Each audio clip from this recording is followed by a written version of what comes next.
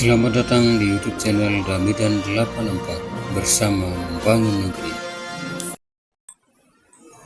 Saudara-saudariku yang dikasihi Tuhan, selamat malam.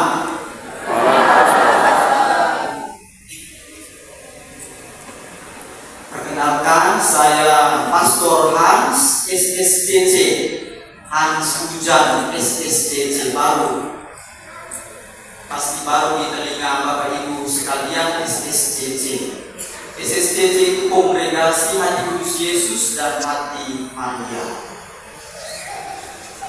Kami berkarya, pusatnya di provinsi kami di Batam, lalu berkarya di beberapa pulau di Jawa, beberapa tempat di Jawa, di Sumatera, di Kalimantan, di Makassar, Sulawesi tidak ada, belum ada.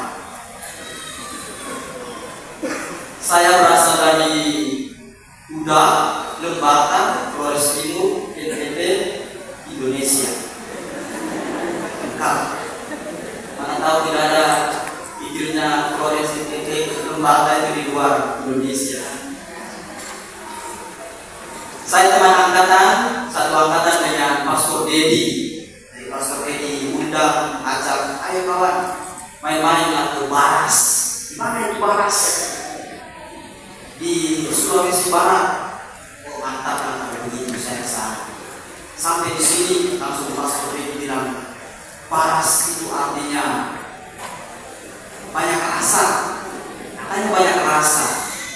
Setelah itu saya mengalami ternyata baru rasa seperti ini yang luar biasa.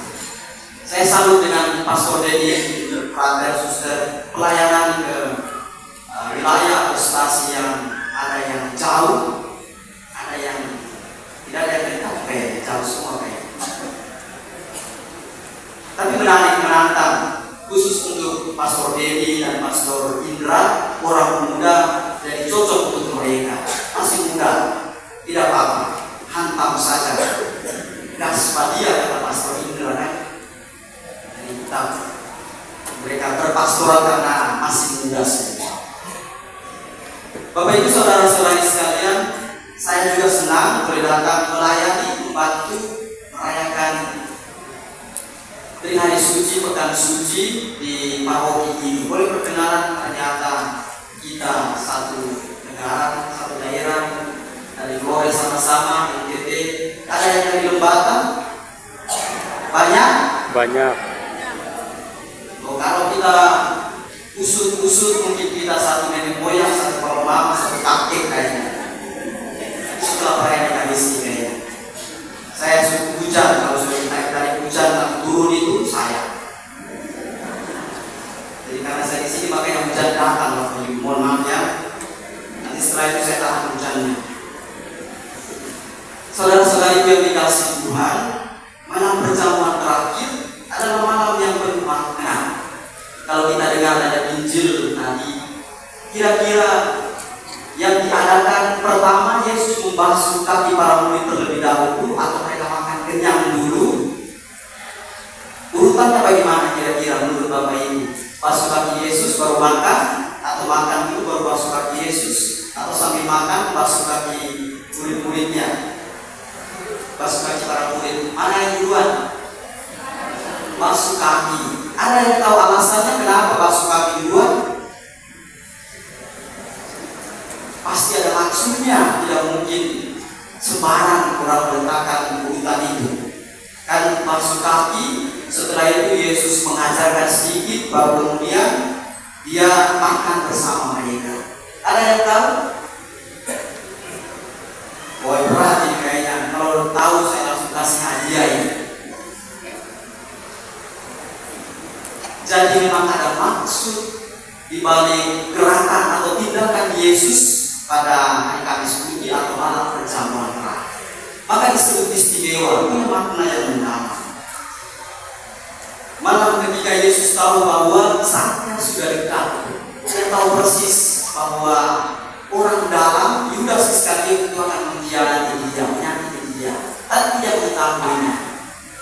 Tetapi dia lebih besar kasihnya, yang melakukan sesuatu yang besar, yang mendalam untuk dikenal.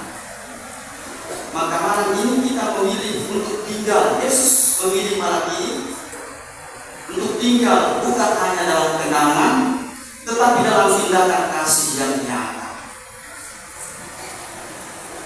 Jadi ada satu hal yang menarik. Sebelum kita berbicara tentang roti yang dipecah dan anggur yang dibagikan, Injil, khususnya Injil Yohanes yang kita dengarkan tadi, justru menampilkan sebuah tindakan yang tidak biasa. Yesus bangkit dari meja, mengikatkan kain, lalu membasuh kaki para muridnya. Dia tidak berkhotbah yang panjang lebar seperti yang saya lakukan sekarang. Bukan mengajar dengan kata-kata panjang, tetapi membungkuk, berlutut, dan melayani, bertindak. Padahal membasuh kaki adalah pekerjaan seorang hamba. Kita bayangkan kaki itu kan biasa, kaki kalau tidak pakai sepatu atau bahkan pakai sepatu itu kalau kaki tidak dicuci, kotor dan sebagainya, kaki itu tetap kotor, berada di bawah injak tanah, injak kotoran dan sebagainya. Yesus berlutut dan memilih membasuh murid-muridnya. Di sini kita melihat sesuatu yang sering kita lupakan. Yesus tidak hanya mengajarkan kasih, Dia memperagakannya, Dia mencontohkannya. Nih, caranya seperti ini bertindak kasih. Yesus menunjukkan kepada kita cara. Mengapa Yesus melakukan ini terlebih dahulu? Bukan di tengah perjamuan atau sesudah perjamuan. Dia menempatkan sebelum perjamuan dan tidak di tengah-tengah perjamuan, tapi sebelum perjamuan. Karena Dia tahu hati manusia sering ingin menerima tanpa merendah. Kita ingin diberkati, tetapi enggan melayani. Kita ingin dikasihi, tetapi sulit mengasihi dengan rendah hati. Maka Yesus seolah mau berkata, kalau kamu ingin duduk semeja denganku, kamu harus belajar berlutut seperti aku, harus belajar merendah, membungkuk. Pembasuhan kaki itu bukan sekedar simbol kebersihan. Nanti para rasul, bapak-bapak yang sudah mempersiapkan diri kan dipilih, itu bukan sekedar simbol, bukan sekedar ritual, ritus, tetapi ada makna di dalamnya. Itu adalah suatu pelajaran tentang cara hidup, bahwa kasih sejati tidak selalu berdiri di atas, dia tidak selalu memerintah, tetapi justru rela turun ke bawah. Maka Yesus seolah berkata, harus sabar merendahkan diri, berlutut, membungkuk, melayani. Mungkin Bapak Ibu saudara-saudara sekalian bisa bertanya, pertama, di dalam keluarga sejauh mana saya telah berlaku seperti Yesus? Apakah saya sudah lakukan atau belum? Bahwa yang terbesar bukan yang dilayani, melainkan yang melayani. Dan setelah itu barulah kita masuk ke inti perjamuan. Dalam tradisi Injil Sinoptik itu Markus, Matius, dan Lukas itu lebih menekankan tentang tubuh dan darah Kristus. Inilah tubuhku yang diserahkan bagimu, inilah darahku yang dibagikan, ditumpahkan bagimu. Di sini kita melihat puncak kasih itu bukan hanya membasuh kaki, tetapi Yesus juga menyerahkan diri. Jadi Dia sudah melayani, merendahkan diri serendah-rendahnya, sekaligus mau menyerahkan dirinya untuk kita. Saudara-saudari yang dikasihi Tuhan, dari perjamuan malam ini, perayaan yang kita rayakan bersama ini, ada dua gerakan yang mau kita pelajari. Pertama, kita belajar dari Yesus. Yesus mau berlutut, mau membasuh kaki murid-muridnya, yang merendahkan diri. Yang kedua, gerakan yang kedua adalah Yesus menyerahkan diri dalam roti dan anggur. Pada malam hari ini kita belajar bahwa pelayanan yang total dan kasih yang sempurna diberikan dan ditinggalkan Yesus kepada kita, supaya kita ikuti, kita teladani dalam hidup kita sebagai pengikut. Yang satu mengajarkan, beginilah kamu harus mengasihi. Yang lain menyatakan, inilah aku yang mengasihi kamu sampai habis. Jadi membasuh kaki Yesus menandakan suatu pengelayan, suatu kasih. Tetapi Yesus juga mengatakan kasih yang sampai habis.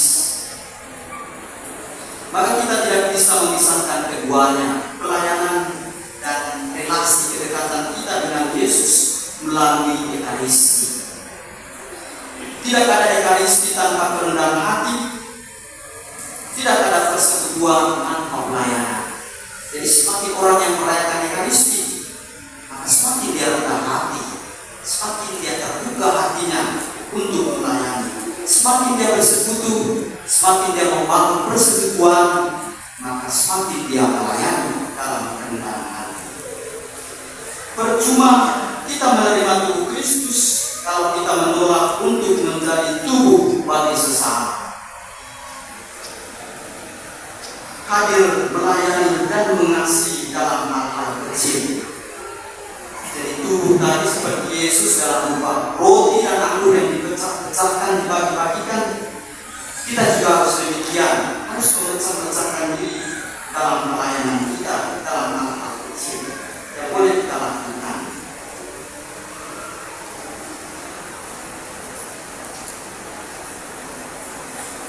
Saudara-saudariku, malam ini kita diundang untuk bercermin. Sudahkah kita mau membasuh kaki orang lain?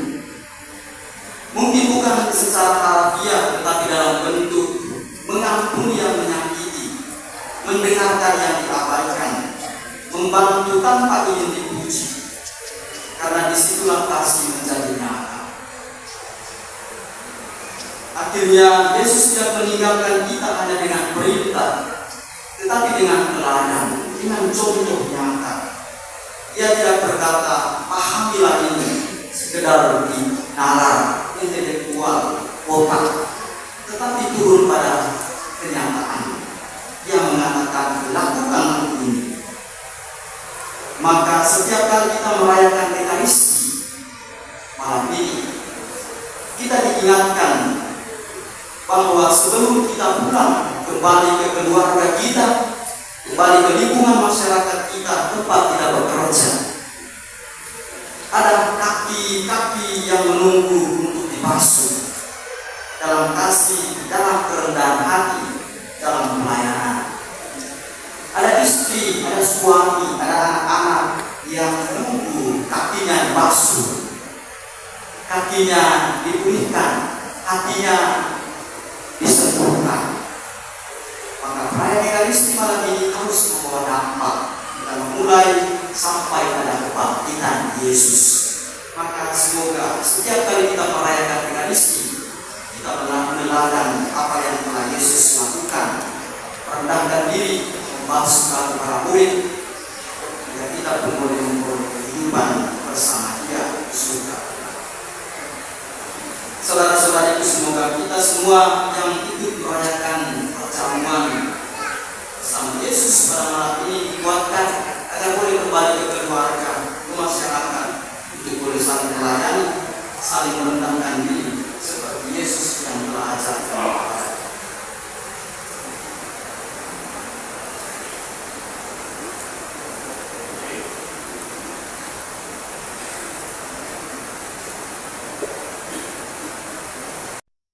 Terima kasih sudah menonton YouTube channel Damidan 84 bersama membangun negeri.